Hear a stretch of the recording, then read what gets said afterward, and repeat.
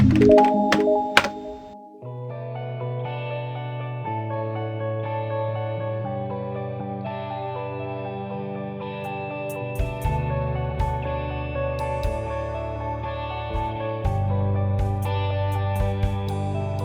GUTGSELL, thanks so much for coming on to Talk Beliefs from your home in Scotland. You are a criminologist, and while studying for your career, you specialized in totalitarianism and wrote a thesis on shunning, the practice of major social distancing that we see in cults such as the Jehovah's Witnesses. In fact, your dissertation focuses on the JWs, though you did not grow up in that particular religious group. So how have you been doing, Julia, since the coronavirus lockdown? I guess we are both getting kind of an idea of what it might be like to be shunned by loved ones, wouldn't you say?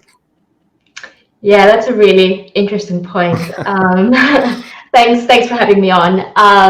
Yeah, so I think we do see some similarities in terms of shunning and social distancing. I've actually just been talking to someone recently about how how they feel that it is replicated their situation when they were shunned in the beginning, and they agreed with it to an extent. I think we see a lot of suspicion. I don't know if you have been outside, but that when I've been watching, because where I sit in the office, I actually see out on the street. So I see people swerving around each other and sometimes crossing the street, which is very common in Jehovah's Witnesses. So they actually say to people that if you see someone who's shunned in the street, you should cross the street. So there's some similarities. Obviously, it's not to the same extent, to the same extreme, because we can still do this like we're doing. We're still meeting virtually. We still have Facebook contact. We can email people, which actually the JWs also have some rules around. So they specifically say that you should not seek contact online or virtually either. So I think we do see that we have a glimpse of it. And I think we have a glimpse of the mental health impact of not talking to loved ones in person for a large period of time. Yeah, absolutely. The other point that's very similar is also that we're all finding a new normal. So when you're leaving a high control group or a religious faith group, you are having to find a new normal, and you have to navigate a situation that you've never been in before. And that's very similar to what we're doing now, because this global pandemic is obviously unprecedented. So that's very similar, I think, in terms of the psychological adjustment to navigating a new situation. So before we talk about what you've learned about shunning, let's just hear a little bit about your background. I suppose it probably goes back to my original interest in Jehovah's Witnesses. When I was about 4.5 years old, I was living with my grandparents in an industrial area, and we had very few visitors, because in an industrial area you don't generally get people just dropping by. And I was living in a very small area, so usually when someone rang the doorbell, I was allowed to kind of open the door. I was a very friendly neighborhood, so I opened the door, and there was these two ladies, and they had a Watchtower magazine, like the magazines that most of us know. And they kind of started talking to me. They were really friendly. And then a couple of minutes later, my grandma came down the stairs, and she said, who are you talking to? And as soon as she saw the magazine, she, just slammed the door, and she said, don't ever come back here. And she was quite angry, about these two ladies showing up on our doorstep. And as a child, I was really taken aback, because my grandma's a really friendly person.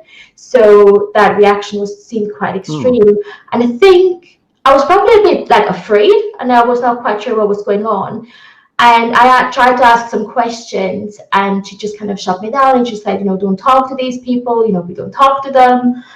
And it wasn't until many years later, when I was 16 and I moved to the city, that I found out that there were Jehovah's Witnesses, and that actually my grandma, one of her friends, had become a member of the Jehovah's Witnesses, and she got baptized. And so my grandma experienced shunning because her friend refused to associate with her after she became a baptized member. And so, and actually the reason why I found out is because I brought one of the magazines home, because I was curious. I didn't know who those people were.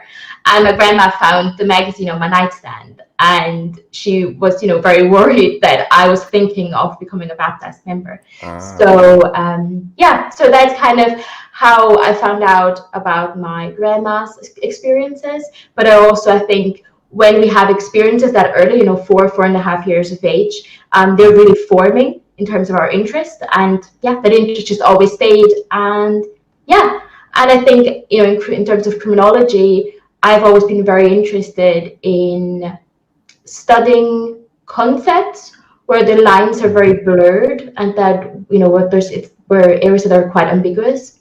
So so that's kind of how that interest then kind of transferred into my professional career. Right. So now you are a criminologist based in Scotland. At first, one might not see the link between criminology and a religious group like the Jehovah's Witnesses. Julia, in your studies, have you seen any correlations? And if so, can you describe them to us?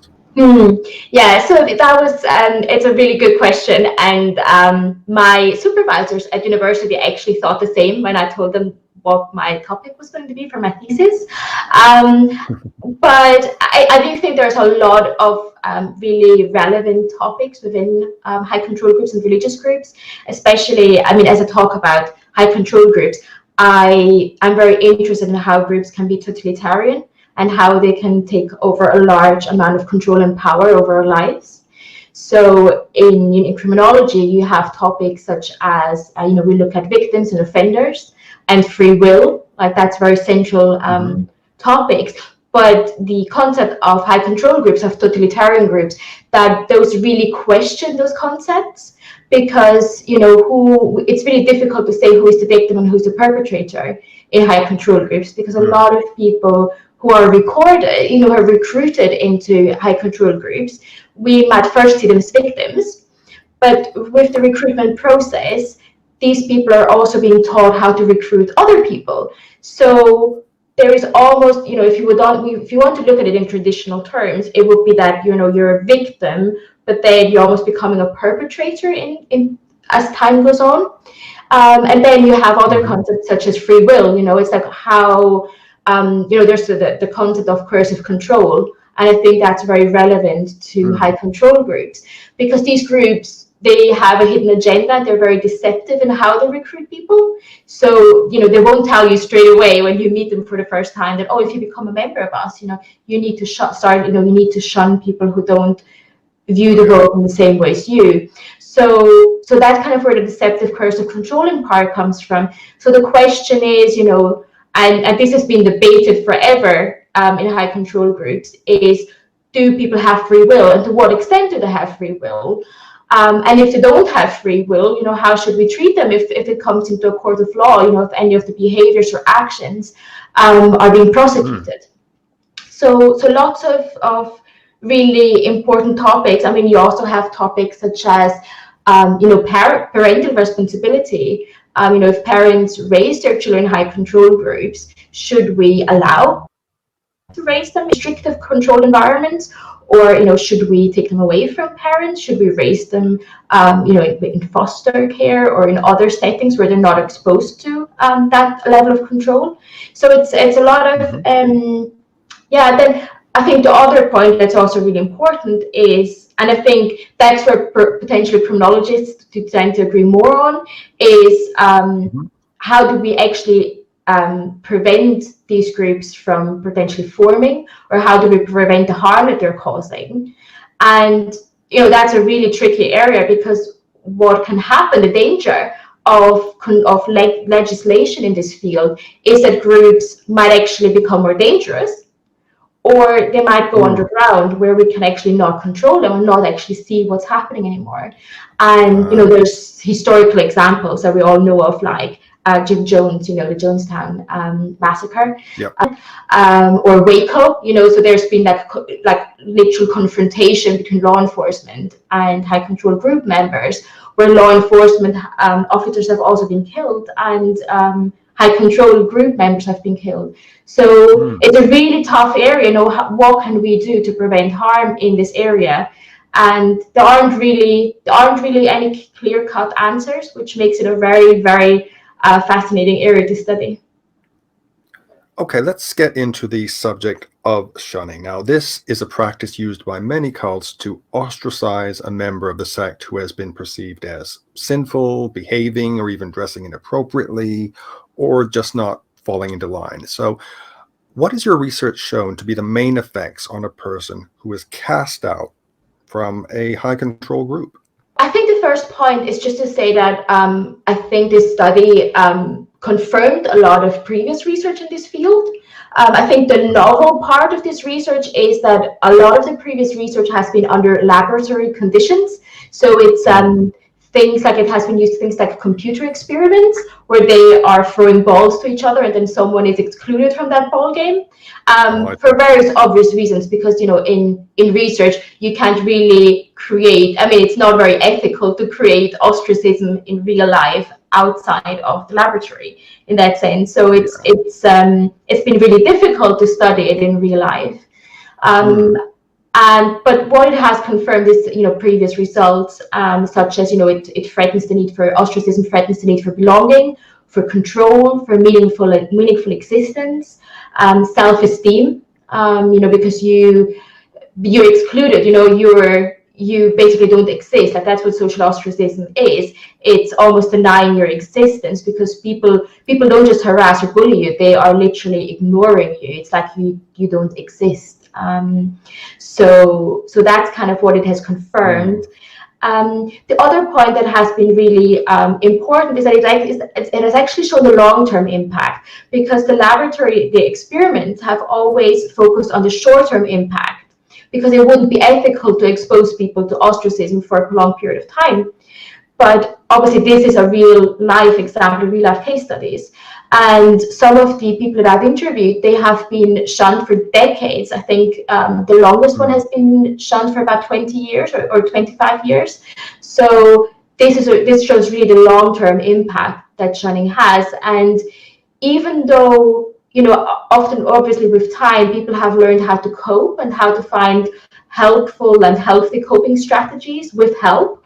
But it's still painful. Like, shunning does not become painful even if you have been shunned. No, that there's no difference between being shunned for 20 years or being shunned for a month. It is still painful. And so, I mean, just to kind of show the extent of it, some of the people I've spoken with as part of the interviews have experienced suicidal ideation. Some people have attempted suicide. Some people have had drug addiction, eating disorders, all kinds of self-harm. So it's really, it really goes to the core of who we are. And sometimes, ostracism is sometimes referred to as social death. And if you want to look at it from a mental health perspective, actually, it may not just be social death. It may actually be real death, because people have shared stories about suicide attempts. I think it's really, really crucial that we look at the effects and we look at ways that we can help people who are shunned and ostracized. I also want to share a couple of positive things, because my research has really shown some really positive things as well. And one of them that has actually had an impact in real life as well is that people sometimes find my research online, and they come to me and they ask me questions like, I'm a current member, I am thinking of leaving, but I'm really fearful that if I leave, I will never be happy and I will never recover from this. And so my research has actually shown that people do recover and people do go on to live really meaningful lives. And it doesn't mean that it's not painful, like, it continues to be painful, but there is life after. There is life after excommunication, life after shunning. And so I think that is really important to highlight. And the second point I want to share, I think that has been a really personal, meaningful for me personally, has been forgiveness. So a lot of people have talked about forgiveness. And when I talk about forgiveness, I don't necessarily just mean forgiving other people, but also forgiving themselves. Because, I mean, so like I said before, people are recruited, you might look at them as victims, but once they're recruited and they're members, they start recruiting other people. And they also start to enact the group behaviors. So the people that are former members now, they are very likely to have shunned other people before when they were active members. So it's forgiving themselves for knowing that the pain that they're experiencing now, they have actually caused other people before them. So there's a really interesting way of looking at forgiveness and forgiving themselves, forgiving other people, and being able to release that part of that pain. And part of that forgiveness is finding an understanding of why this has happened to them. I think that's kind of been one of the really interesting findings as well. Right. So what are the statistics on the efficacy of shunning? How many congregants who are shunned return to the group, and how many stay away?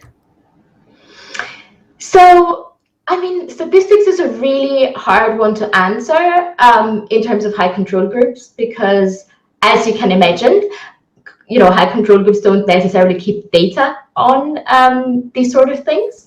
And then the second point, obviously, is, what do we actually mean by, what does effectiveness mean? Does it mean, it depends partially on what the goal of social ostracism is.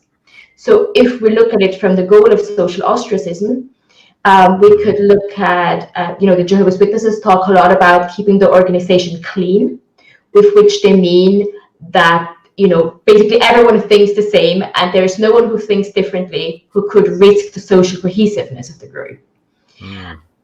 But then the other part you could look at is, part of shunning, the reason why shunning exists is also so that people don't leave the group, so that the group stays big.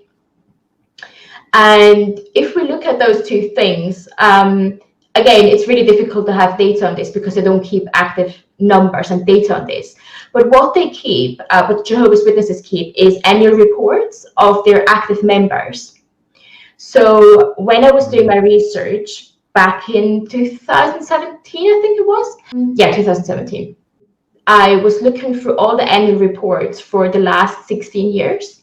And I looked at the members I looked at each annual report to see how many people were missing from the statistics. And what missing means doesn't necessarily mean that they're all shunned and they're all disassociated or disfellowshipped. I mean, it also includes people who might have died, in those years. But just as a rough number, it shows that there's 1.5 million people missing, which suggests that there is probably quite a large number of people who have left and who are shunned, even when we take mortality into account. So that would suggest, in terms of numbers, that a large number of people are leaving. So from that perspective, it might not be that effective. The other thing that we also need to look at in terms of social cohesion is that social cohesion is all about having people who think the same and people, having a united group who have the same kind of vision and mission. But there's actually a concept in the Jehovah's Witnesses, and this is used by ex-Jehovah's Witnesses, and it's called Pinal, which it's an abbreviation, and it stands for physically in, mentally out. And so what that suggests is that there is a concept. So it suggests that there must be a substantial number of people for such a concept to exist. Is that there are actually people within the group who pretend that they're part of the group and that they are Jehovah's Witnesses, but mentally, psychologically, they don't see themselves as part of the group. Which then suggests that there are people in the midst who don't follow the group and who don't believe in the doctrine anymore, which then threatens that perception of social cohesiveness, if you like. Would this be the people that say they're fading, that like going to the meetings less and less and just gradually leaving, or is that something else? Yes, it could be. So it can include people who are fading. Absolutely. There has actually been some changes to this. So in 2000, I think it was 2015, there was an annual meeting where they talked about also shunning inactive members who are fading. So if someone knows, so if it becomes public, if it becomes knowledge, or if people see that someone is actively fading, they're still instructed to shun people. But obviously some people will go to meetings and will keep up those appearances. So, it can be those who are fading. However, some people are not necessarily fading. They are staying for other reasons, so they are actively staying within the group. And, the reasons, it's quite interesting because the reasons are sometimes quite similar to domestic abuse victims, why they are staying. So you might have a parent who is staying because if they're leaving, they are, their children and their partner would shun them. So they stay because they want to be part of their family. They might have elderly parents who are very unwell and they don't want to worry their elderly parents. There might just, some people do stay because they are afraid of the outside. Jehovah's Witnesses are raised, when my study focused specifically on born-in Jehovah's Witnesses. So if you're born into this group, you're being told since you're a baby, basically, that the outside world is dangerous and that the outside world is governed by Satan. So, who would want to go somewhere where it's dangerous, So some people stay because that's the only safe place they know. So there's a lot of reasons why people might physically stay, but they may be mentally out. Yeah. So you also then have the opposite of physically out, mentally in, which are people who have left. Generally they are excommunicated, so they have not made a decision to leave. They have, for whatever reason, have been excommunicated. They've been told that they're no longer part of the group. And what that means is they're physically not part of the group, but mentally they still believe in the doctrine. So they might have all the fears that are associated with being in the group. So you have fears like, Armageddon. You might very much think that people around you, are evil, and you might have, all kinds of fears that are, part of the doctrine. So you have kind of those are kind of two contrasting versions of the psychological state that you might be in. Julia, when do you think this social practice of shunning began? Was it always in religious groups, or does it go further back? That's a really tricky one, because actually, ostracism as such has always existed in some form. And we also see it in the animal kingdom. So it's not just something that we like humans do, that people do. It'd be something that we see in the animal kingdom. And in the animal kingdom, we see it, for example, when a group of animals shuns a weak member, and that member is no longer part of the group because they want to strengthen the survival chances of the group. So it's about, giving the resources that they have to the strong members of the group so the group can survive. But also, you see it in lots of social institutions. So we could, for example, solitary confinement in the prison. We have, in the government, in the military, you might talk about silencing. In the government, you might talk about, I think it's called banishment. And then you have it in intimate relationships as well. And most of us will have done it. It's what we call a silent treatment, or showing someone the cold shoulder, right? Because people need people, don't they? People need a connection. Yeah, absolutely. And I think we do it as, we do it as punishment. And, for example, with children, we call it a timeout. Oh, yes. And, we sometimes think that it's a healthy thing. With children, we would say, well, you go have a timeout. And we think, oh, we're such great parents, we're giving our children a timeout. But actually, stand in the corner.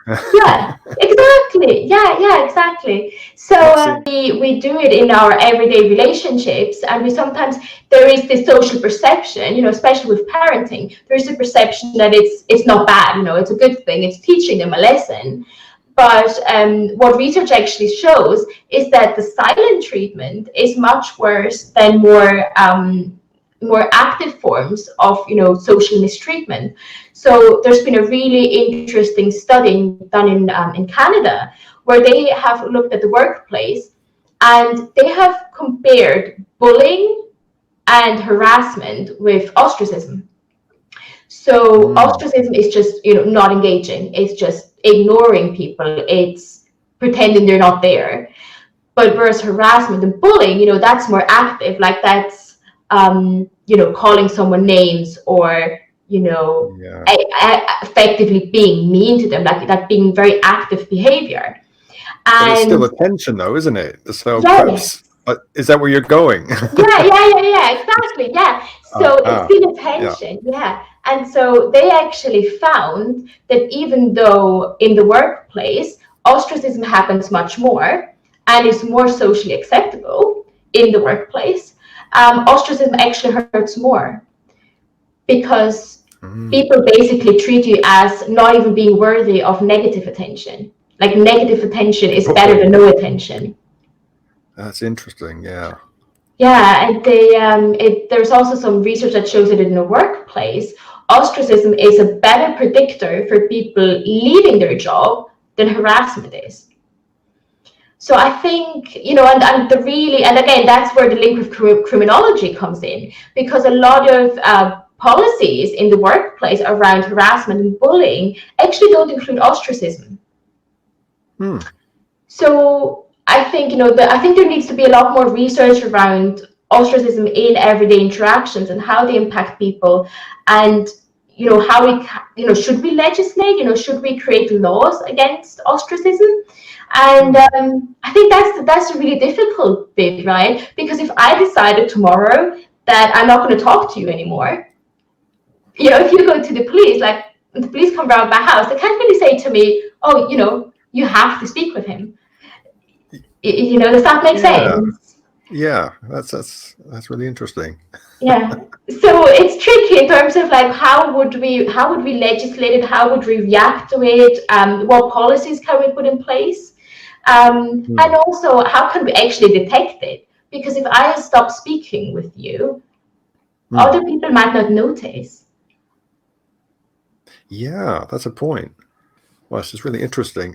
Julia, what would your advice be to someone who has been cast out of a group and has perhaps been shunned by their friends and family and feels lost and confused in an outside world that they probably don't understand?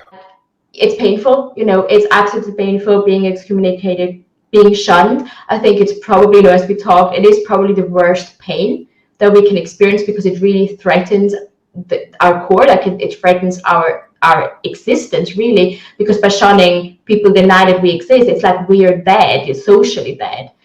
But at the same time, my research has shown that there is life after. People do go on, people have meaningful lives, people go on having relationships, having children, and being having jobs, being people going back to university. Like, yes, the Jehovah's Witnesses are very much against higher education, which is not just Jehovah's Witnesses, it's high control groups in general, because the more education people have, the more choice and understanding they have, and the less likely, perhaps. And I'm not saying that it's not possible to recruit people who are highly educated. I mean, most high control groups do want very highly educated people. But yeah, I mean, most of these groups don't actively encourage higher education. So, some of the people that I've met, they went on and studied at university, got degrees, and some of them are very brave. They set up support groups and all kinds of advocacy support for former members, and which actually brings me to my second point. So it's important to realize, the pain even though it's painful, there is life after. And the second point is, go and seek support. There are many support groups online. Facebook is has very many support groups. There's also Meetup, which is a social kind of meetup platform, as the name suggests, Meetup. So there's groups on there. There are lots of groups online that you can find where people support each other. So you can actually meet former members who have experienced the same as you and who really understand. Because I think that's been a big part of my research, that former members have said that when they came, some of them left in the 70s, 80s, 90s, when we didn't have access to the internet. So they didn't actually know that there were other people out there like them, And so they felt that they couldn't talk to anyone because no one would understand them. But there are so many people out there. So, please do talk to former members if you can. Also, actually reading books. So reading research, reading research like my research, or reading other books on this topic can be really helpful in terms of understanding how these groups operate and understanding how they change people and how they influence people. Because often I've been speaking to former members who said, oh, I must be so stupid that I have ever believed this. And it's not, we are highly, we are very susceptible as people to influence, and especially when that influence involves some kind of social human connection. And it's very gradual, so it can really, reading about it can really help people understand their experience. And then, of course, as with anything, it's important to get professional support. If there's a therapist, a counselor, support workers, reaching out to people who really understand this and who can really help people deal with the emotional impact that this has. And, we talk a lot about stigma in terms of mental health and accessing mental health support.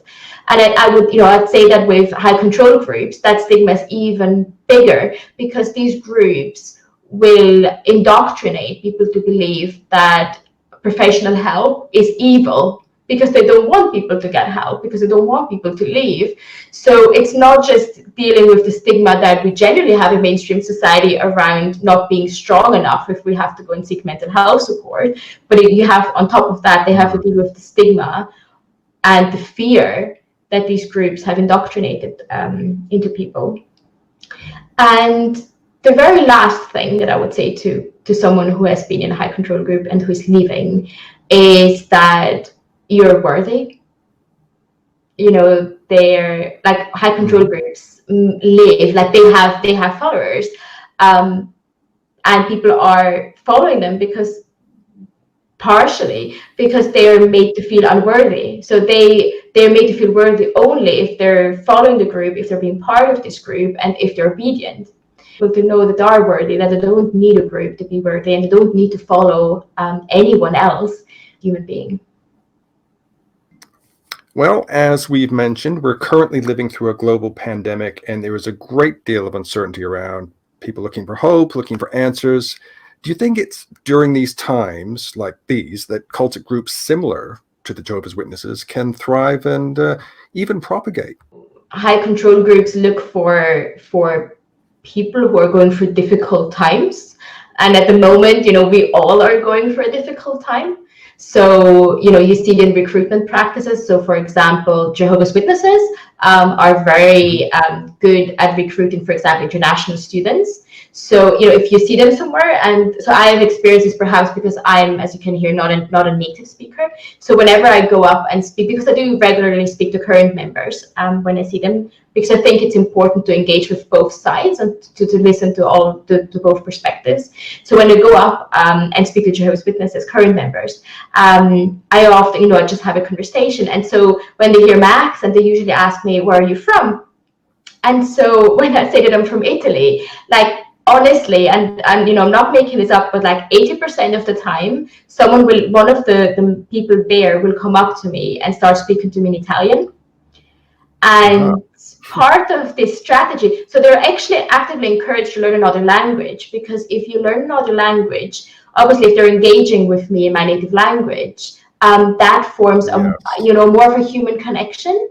So and also with international students, a lot of international students might not speak English fluently yet.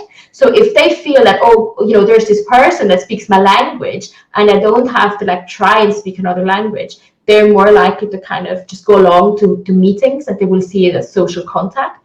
So and then you also, another very interesting way that the Jehovah's Witnesses recruit, which I found out just kind of a year or so ago, is that they will actually look at the newspaper for obituaries to see when someone has died. And then they will go around to people who have just lost a loved one and knock on their door and have a conversation with them about how in paradise, they will see, they will meet that person again. So that people aren't dead, they're basically just it's kind of like sleeping, and then they will wake up again. So, and that obviously will really attract people who have just lost someone. So, and then, yeah, I mean, of course, with the current situation, we have so much in uncertainty. There's job uncertainty. We might not know what's next. So that situation is very ripe for recruitment. And then we've already seen it, actually, the Jehovah's Witnesses and some other groups who have apocalyptical beliefs, where the part of the doctrine is very much around kind of the end times. Yeah. They have already been using those messages. So they have created videos, they have created articles all around how this, the global pandemic is a sign of the end of times. And actually, and not just the end of times, like with the Jehovah's Witnesses, there have been lots of predictions already. So yeah. So they're now calling it the end of times. So it's not just the end of times; it's the end of times. Oh boy. So absolutely. I mean, groups do exploit the situation, and I think what I would say to people who feel, who perhaps feel very vulnerable at the moment, is that if these groups do come to your doorstep or online, a lot of groups recruit online, especially now because we're all online, because these groups will come to where we are at. If you hear anything, if someone tells you something that is too good to be true, it probably is. And I think that is probably the easiest way to spot a high control group. Right. Okay, that was really fascinating, and I want to congratulate you on your dissertation. It's a subject that is more important than most people realize, I think. So what is next for you? Do you think you might delve into the world of cults even further? So I'm actually working on a collaborative piece with another researcher at the moment, which is looking at neutralization techniques, which are ways that we use as humans to justify actions that we know are unethical. So that's one of the things that I'm looking at the moment, to write a collaborative piece. And I'm also running another. So I've been training mental health professionals in this subject since the last 3 years, since writing my dissertation, and I actually have a virtual session coming up in about a month from now, on the 15th of May. So that's going to be the very first time that we're actually going to do this virtually online, where anyone can join if they're interested. And I hope to be able to continue that, to train people and to share, that little bit of knowledge I have in this area with other people. Okay, so thank you once again, Julia, and I'm going to put some links in the description below for ex-Jehovah's Witness groups, and I think you've got some as well? Yes, I do, yeah. I'll send them to you. Okay, thank you so much, Julia, and hopefully we'll be able to speak to you again in the not too distant future. Yeah, thanks for having me.